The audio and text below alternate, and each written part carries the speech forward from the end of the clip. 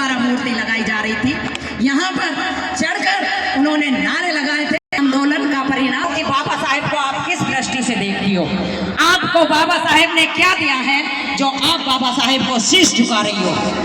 आपकी नजरों में बाबा साहेब क्या है? जवाब दे दो मुझे कोई भी।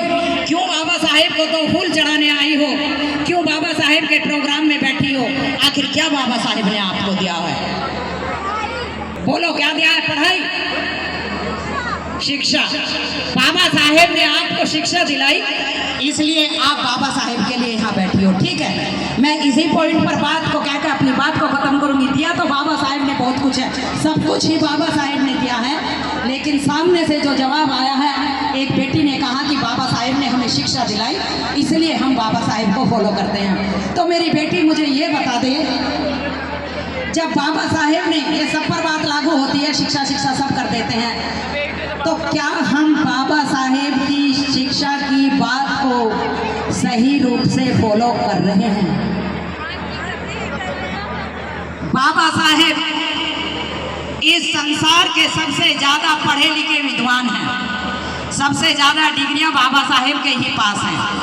बाबा साहेब के पास कपड़े भी नहीं थे जब वो स्कूल में पढ़ने के लिए जाते थे, खाना भी नहीं, पैर में चप्पल भी नहीं होती थी। कक्षा 1 से लेकर इंटर तक की पढ़ाई इस भारत के अंदर रहकर कैसे की? क्या तुम्हें इस बात बारे में जानकारी है?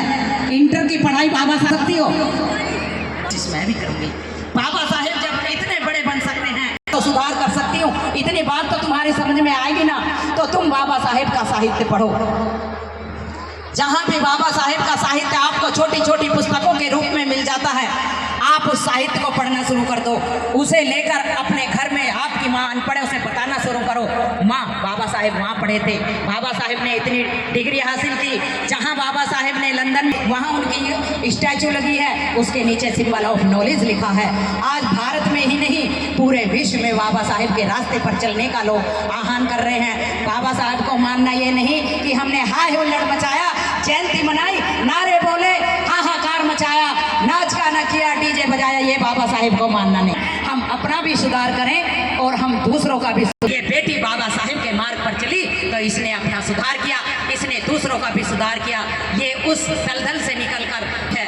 तो मैं अपनी बात को खत्म करते हुए कि बेटियों से कहा भी था कि मुझे बड़े मैं बताने की कोशिश करूंगी। बाबा साहेब को पढ़ने का आप भी काम करो। मैं भी बाबा साहेब को पढ़कर मंच पे आई हूँ, कोई ऐसे तो नहीं आ जाता। तो आप जयंती मनाओ, शाम को अपने घरों में लाइट जरूर जलाओ, क्योंकि 14 अप्रैल वो दिन है जो मंगल के दिन, बहुत आज मंगलवार है और मंगल के दिन ही बाबा साहेब पैदा हुए थे।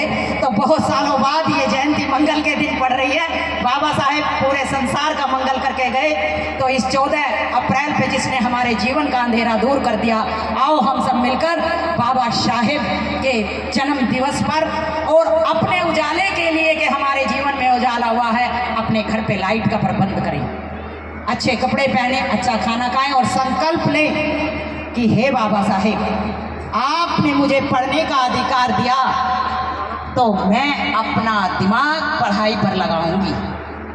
आपने मुझे आरक्षण दिया, हे बाबा साहेब, मैं पढ़कर आपके दिलाए आरक्षण के बलबूते एक अच्छे पद पर पहुंचने की कोशिश करूंगी।